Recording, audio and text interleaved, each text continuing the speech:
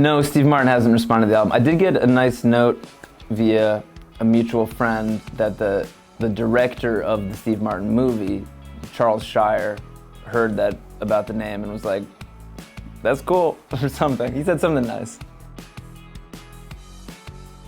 The greatest wedding song. I mean, this is probably not a good wedding song, but for me, when I think of a wedding song, I just keep thinking of November Rain by Guns N' Roses, because the video takes place at a wedding.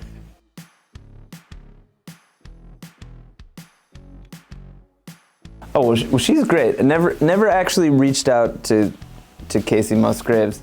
Did reach out to some other kind of country stars, and I got kind of far down the line, like talking to some people's management. But at the end, I was kind of like, I want it to be somebody that I know. Sometimes you can get to know somebody through collaboration, but you know, the kind of relationship with Danielle, that it's a little deeper, you know. I mean, you know, yeah, that's a heavy question, and listen, there's probably a lot of songs that I wrote that really like reflected a deep emotion I had at the time. But if I'm keeping it real, like one song that I think about a lot, and maybe it's like lame to say, it's not like the cool answer, but it's just our song A-Punk, because when I think about it, sometimes, you know, as somebody who writes a lot of songs, and I think that most Vampire Weekend fans like kind of get into our albums and our catalog, and you know, and I'd like to think that, oh, it's the body of work speaks for itself.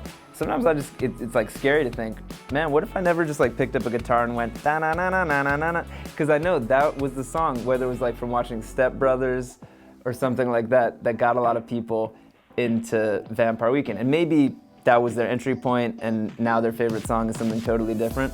But that's the type of thing when you're kind of reflecting on, like, you know, doing music for a while, and you're just like, man, just like na na na na, like, you know, just writing that little thing. It's not very sophisticated or anything. That was very meaningful, you know, to the band and to our careers. Oh, I mean, Step Brothers is an incredible movie. We didn't know if we should say yes when it first came through, because, you know, when you're starting out and you're like, do you guys want your song in a movie? You're kind of like, well, we haven't seen the movie. And they're like, well, Will Ferrell's in it and John C. Reilly. And we're like, that sounds like it'll probably be good, but is it like, we just don't know what it's like yet. And then I always think, like, thank God we said yes to that, you know? I think there's some stuff coming out. I can't totally remember off the top of my head, but yeah, there's always stuff in the pipeline. My favorite coffee? I don't necessarily have a favorite brand of coffee. Like lately, now that it's a little warmer out, I'll ask for an iced Americano. I just saw somebody else doing that, and I was like, let me try that. And I was like, you know what? I think I prefer the taste a little bit to cold brew. So I'll go for iced Americano, but I'll kind of just hit up wherever, you know. The atmosphere of the coffee shop's important to me, you know. I like to be able to like sit down, you know, maybe do some emails. That's the most important in a way. A cheat code for this life. You know what? This might just be getting older, but life would be so much better if you could just turn yourself off to go to sleep. You know what I mean? Because maybe now, because like I'm back on a tour bus, and you know, it's like crazy. You're trying to sleep, you're just shaking, but like, but you know. And I just realized, like, we all have those moments when we're just kind of like, if I could just, you know, hit a button and say like, I know I got 7 hours before I have to be up for work. Just give me the full 7 hours. Boom. If you could do that as a cheat code, it'd be amazing. And then you'd be up and doing your thing. But we all know that one of the biggest problems in life is that when you need sleep, you're not always tired. And it's a nightmare.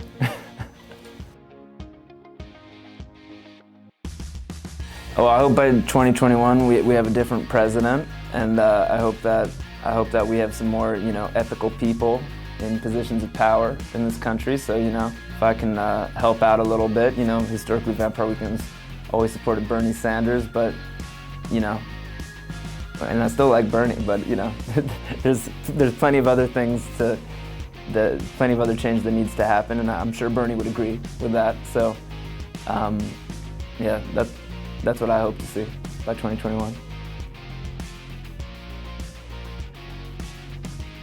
Well, this maybe not like, this would be a very long conversation, but One thing, and I've met politicians, like met Bernie, but these don't get to have a real conversation. So one question that I have that I think about a lot is, me and a lot of people I know are fairly idealistic, right? Like, somebody votes for the Iraq war, we're just kind of like, man, that's not cool. Like, so some part of me, I would really want to sit down with somebody like Bernie and say, okay, you have this reputation, because you're the guy who didn't vote for the Iraq war, right? You're the guy who didn't vote for the crime bill.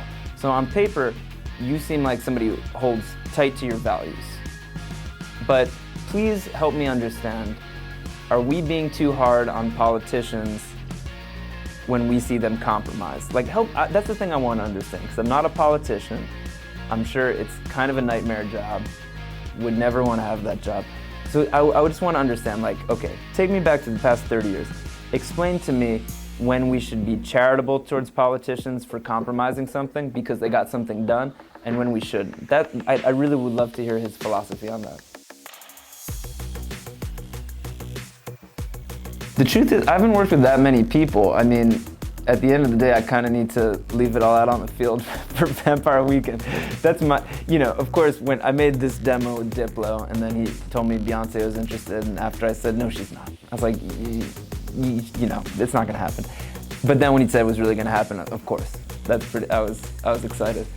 And then, I've been invited to various writing sessions and things like that, but deep down, just not that many people.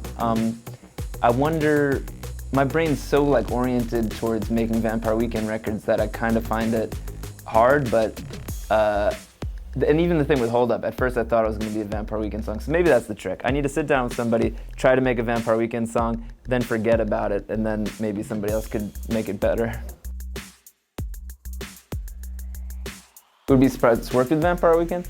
Well, on this album we had a lot of new people, so the fans would know about, Danielle and Steve Lacy and, people, it's only on one song, so people might not have heard that much about it, but on the song My Mistake, I wrote that song with Ludwig Göransson, and a lot of people, it's been crazy the past few years for him because, he produces all the Childish Gambino stuff and scored Black Panther and won an Oscar, and he's just a great guy.